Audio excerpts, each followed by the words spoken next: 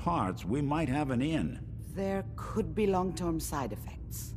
I don't know where to even begin with listing the risks. Don't bother. I don't need to hear them. Plug me in, Doc. I appreciate this, Nick. You can thank me when we've found your son. All right, let's do this. Whenever you're ready, Mr. Valentine. Just sit down. If I start cackling like an old grizzled mercenary, pull me out, okay? Let's see here. I need you to keep talking to me, Mr. Valentine.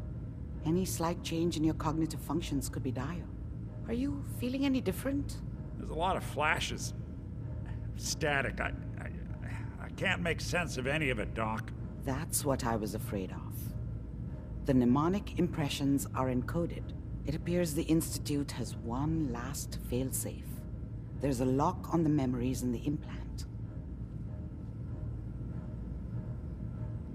Is Nick gonna be okay? Yes, the connections appear to be stable. Hopefully, it'll be as simple as unplugging the implant once we're done. But that doesn't get around the current problem. The memory encryption is too strong for a single mind. But what if we use two? We load both you and Mr. Valentine into the memory loungers. Run your cognitive functions in parallel.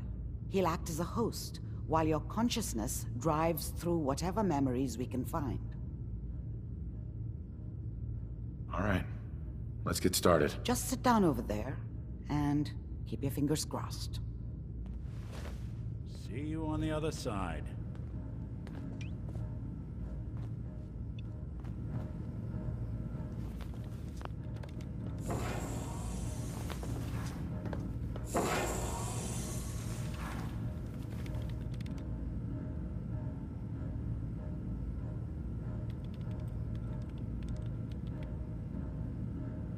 Initiating brainwave migration between the transplant and the host. Mnemonic activity coming from the transplant. It's degenerated, but it's there. We're going to load you into the strongest memories we can find. They might not be stable. Just hold on.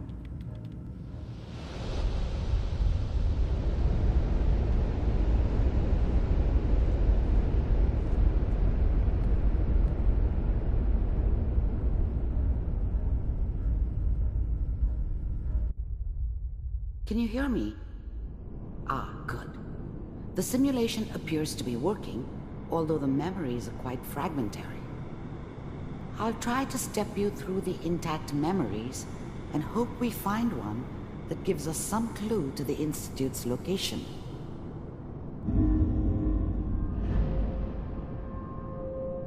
There. This is the earliest intact memory I can find.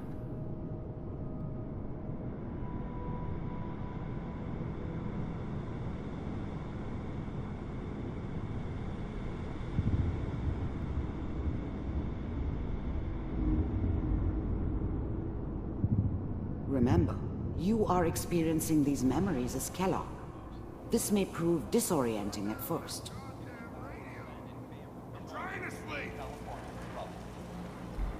I was such a dummy back then.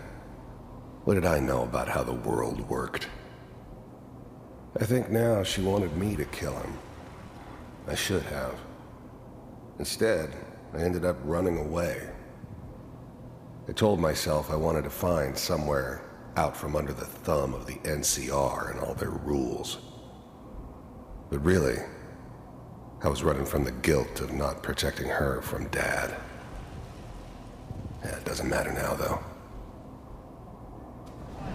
Now signed on, which means that as of this moment, we are all citizens.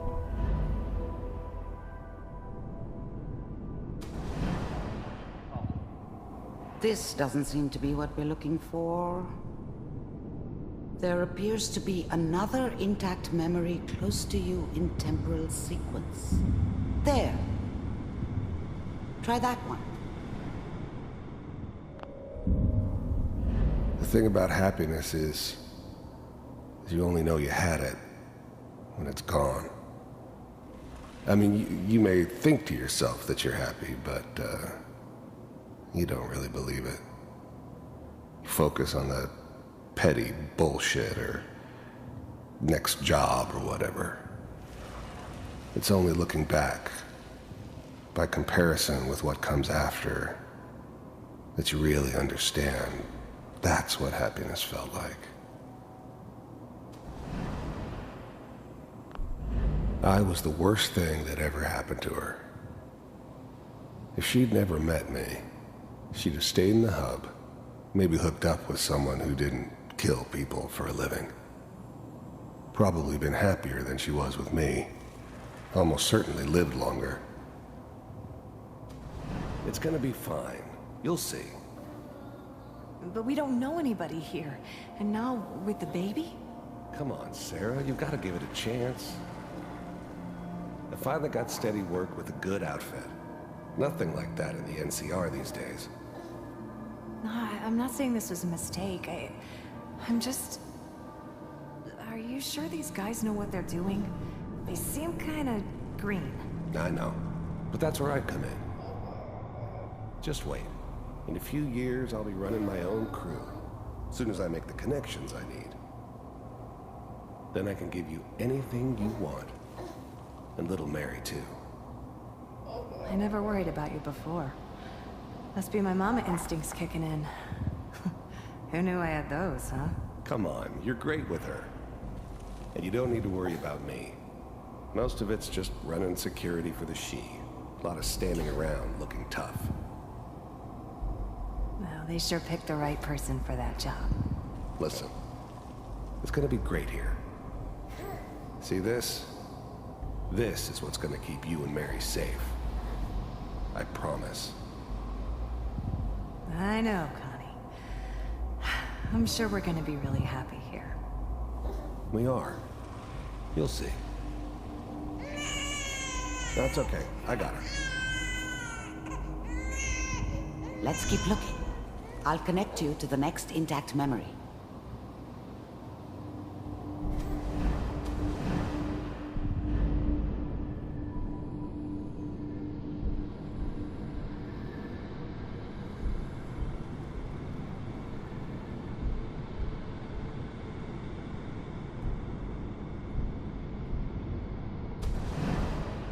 How did you think this was gonna end, Kellogg? You thought you could just fuck with us, and we wouldn't fuck with you?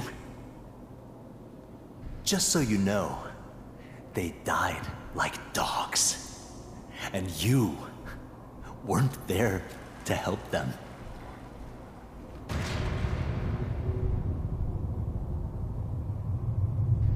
I found another memory to try. I'll connect you.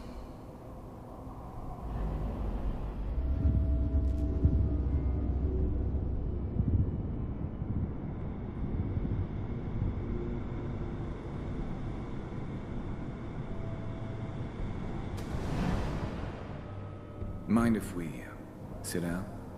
Suit yourself.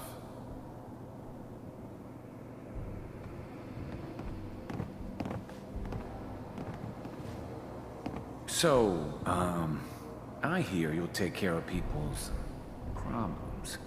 Is that right? If you pay me. Oh, we'll pay you.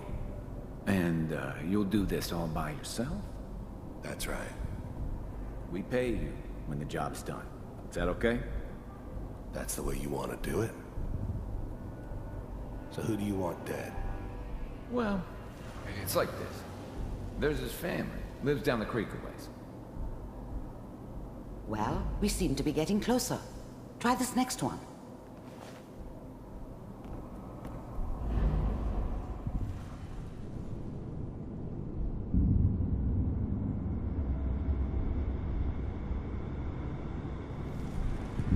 Mr. Kellogg, I'm glad you decided to meet with me. So, you're with the Institute. I wanted to see for myself if you really existed. We do, as you can see. What do you want? It's come to my attention that you've been rather disruptive of our operations lately. This must stop. I do what people pay me to do. If that's a problem for you, I could see only one way out. And what's that, Mr. Kellogg? If I'm working for you, There's no more problem. From what I hear, you can afford me. I don't think you fully understand the situation you're in. I think I do. Very well. B-748, initiate. System off.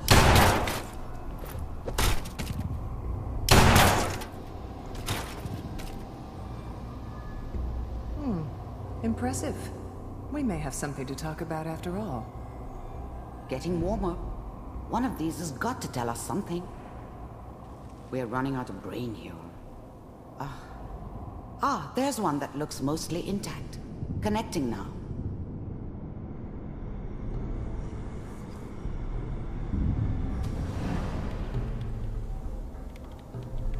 Manual override initiated.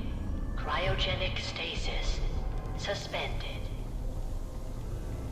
Vault computers are still working. That's good. Checking through the logs. Hopefully it's all... Just find it. Pod C6. Down the hall near the end.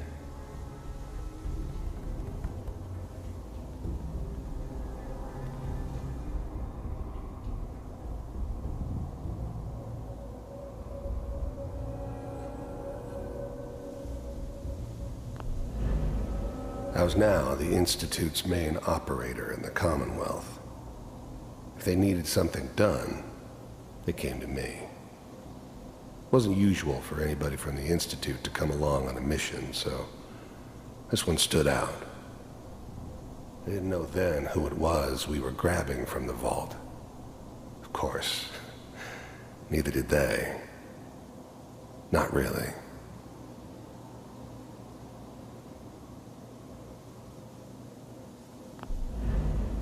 The eggheads never liked taking orders from a dirty, contaminated degenerate like me.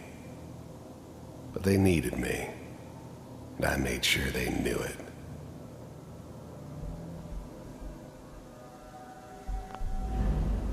I'm glad I didn't have to kill the kid. I'm not saying I haven't done it, but, I never liked to.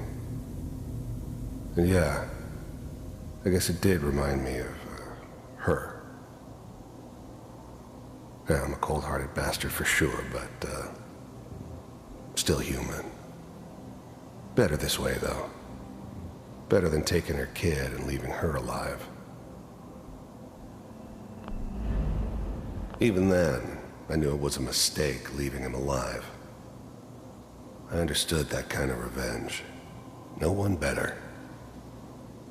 But I was cocky enough to assume I could handle some soft, pre-war vault dweller, even if he somehow got thawed out. At least I know those Institute bastards will soon get what's coming to them, too. If he could take me out, they won't be able to hide from him for long.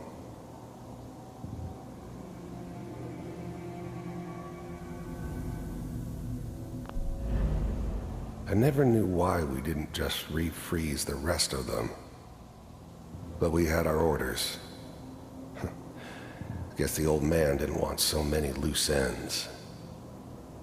Too bad he left alive the one person he shouldn't have.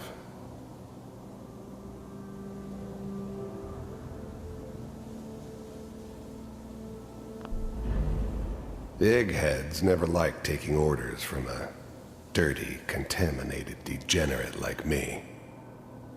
But they needed me, and I made sure they knew it. I found another intact memory. Whenever you're ready.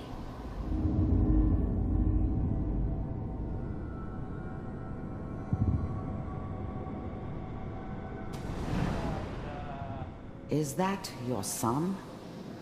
This appears to be a very recent memory. So, good news, I think.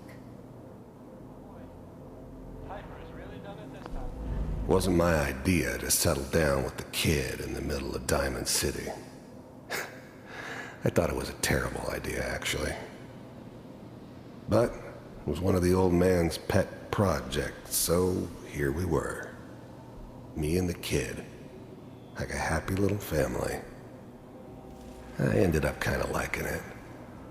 A reminder of what my life might have been if things had turned out differently.